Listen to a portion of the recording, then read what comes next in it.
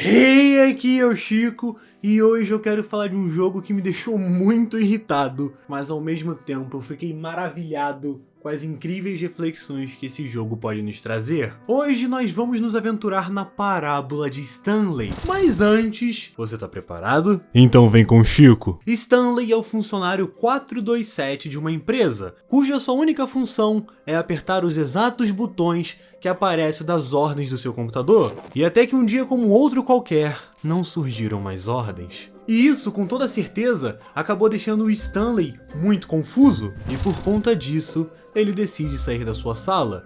E de repente, uma voz surge em sua cabeça, narrando os acontecimentos que Stanley iria passar.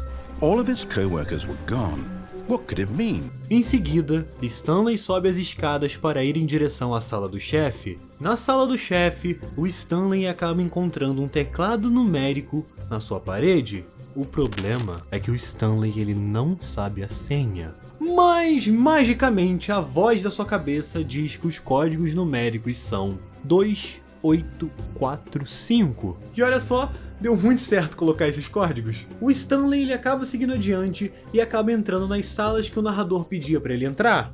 Até que o próprio Stanley vai parar em uma sala de comando. E nessa sala, o Stanley descobre que teve a sua vida completamente controlada. Não só a dele, a vida dos seus companheiros de trabalho também eram controladas pelaquela sala. E isso deixou o Stanley completamente irritado, até que ele descobre uma forma de se libertar desse controle mental. E o Stanley finalmente está livre. Entretanto, o jogo reiniciou. Não é possível que esse jogo iria acabar em menos de 10 minutos de gameplay. E sim, definitivamente é estranho ter voltado para o ponto inicial do jogo, mas tudo bem, não vou reclamar, vou tentar fazer as coisas de novo, mas só que dessa vez, tudo que o narrador falar, eu vou seguir ao contrário. Se ele pedir para eu seguir para a esquerda, eu irei pela direita. Se ele pedir para eu subir as escadas, eu irei descer, e assim por diante. E toda vez que eu acabava decidindo ir contra o que o narrador falava, sempre surgia uma porta e um outro caminho que me levaria à escolha inicial do narrador. E é engraçado nesse jogo porque tudo que eu vou fazer, o narrador ele acaba dizendo antes que eu faça. Só que se eu escolho um caminho que não é o que o narrador falou, ele logo em seguida inventa uma desculpa para determinar a tomada de decisão que eu tive.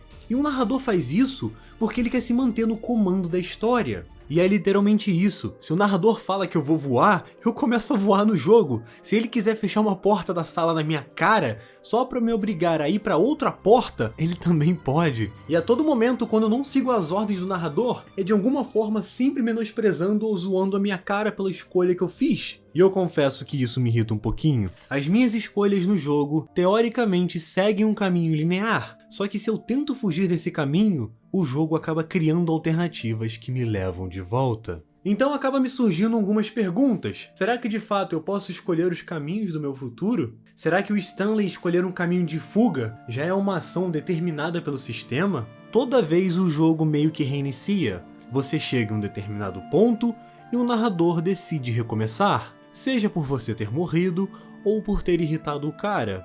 E quando você recomeça o jogo, você pode fazer tudo diferente ou tudo igual. Independentemente do que tu faça, se for o mesmo save ainda, parece que o narrador ele tem consciência das últimas escolhas que você fez antes do jogo reiniciar. Outra pergunta que me surge é se será que o narrador, ele somente é um cara que tá lendo um roteiro? Será que ele também é vítima das ordens determinadas pelo sistema? Será que somos livres? E essas perguntas me deixaram muito animado em querer buscar respostas. E para isso decidi ir um pouquinho atrás da ciência e descobri que essa temática é abordada em diversos tipos de ciências. E para esse vídeo eu decidi trazer um pouquinho da visão da física e da filosofia. E agora a gente vai entrar na parte mais maluca do vídeo. Eu sei que pode parecer chato para você, mas eu garanto que vai ser muito legal. E para isso, como eu não sou um cara que manja muito dessas coisas, eu decidi chamar um velho amigo de vocês, o Dr. Adalberto Mota.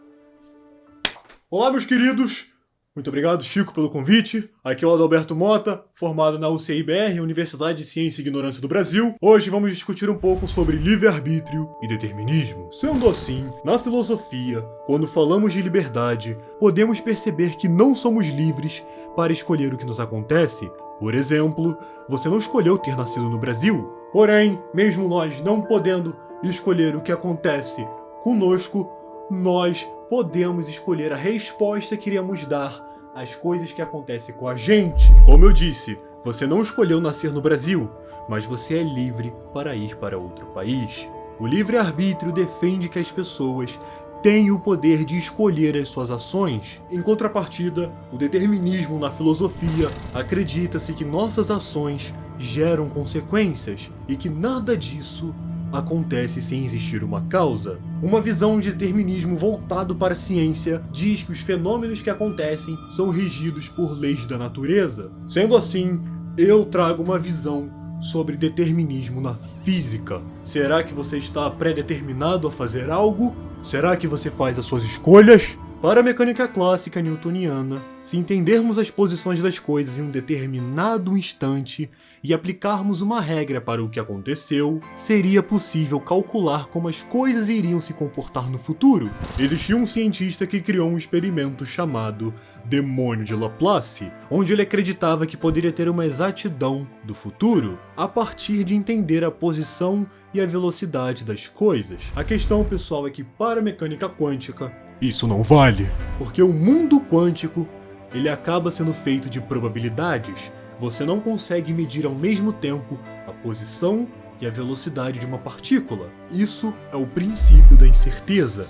A incerteza na mecânica quântica, ela surge quando a gente não tem precisão suficiente para medir o sistema. E aí, o meu pequeno Little Chico me pergunta: mas Adalberto, você me disse que nas visões clássicas da mecânica, se nós conseguirmos prever a posição e a velocidade, nós podemos prever a posição no futuro de uma partícula. Mas ao mesmo tempo você me diz que no mundo quântico não é possível prever a posição nem a velocidade. Mas pensa comigo, Adalberto, se a gente consegue determinar uma coisa que é muito macro, que nesse caso é um sistema mecânico, por que seria um problema na mecânica quântica a gente não conseguir prever? Já que é algo pequenininho, eu acho que não vai ter tanta interferência nas coisas grandes. Errado, pequeno Little Chico. Por mais que as partículas subatômicas sejam tão pequenininhas, elas podem interferir e muito. Existe uma coisa chamada de teoria do caos. A teoria do caos acredita que uma pequena interferência gera consequências gigantescas. Se você estiver curioso, tem vários vídeos que eu e o Chico usamos como referência para esse vídeo. A verdadeira parábola de Stanley é que tanto o Stanley quanto o narrador querem provar que estão no controle das suas ações, quando na verdade eles não estão. A partir do momento que o Stanley sempre somente possui duas opções, independentemente de qual ele escolha, ele vai estar seguindo o roteiro. Porque simplesmente, pessoal, não foi o Stanley que botou as opções, não foi ele que determinou que aquelas seriam as opções para o seu futuro. O Stanley, ele nunca está livre.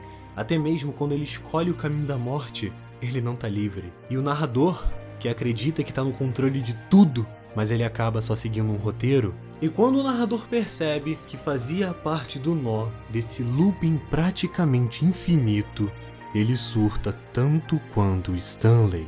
O narrador e o Stanley são escravos do sistema. Da mesma forma que no mundo aqui fora, nós vivemos uma vida bem pré-determinada, sabe? Querendo ou não, todas as pessoas nascem, passam parte da vida na escola e depois começam a trabalhar para poder sobreviver até chegar o fim da sua vida. E não importa se você vai escolher uma profissão como engenharia ou seguir uma carreira no YouTube, a sociedade já espera que você escolha uma opção. Ou até mesmo quando você não escolhe nenhum tipo de profissão ou nenhum caminho que seja, você continua fazendo parte do que o sistema já espera. O sistema ele já espera que você não escolha nenhum caminho, porque sempre vai ter um lugar esperando a pessoa que não vai fazer nenhuma escolha, sempre vai ter um lugar para aquele que vai fazer engenharia, para aquele que vai seguir o caminho do YouTube. Não importa, pessoal. Assim como o narrador e o Stanley, nós somos escravos do sistema. Bom, galera, espero que vocês tenham gostado. Eu me diverti muito fazendo esse vídeo. Esse vídeo, com toda certeza, é muito especial para mim. Mas, de qualquer forma, muito obrigado pela sua atenção. No mais, é claro, fica na paz, porque sem paz ninguém é feliz. Eu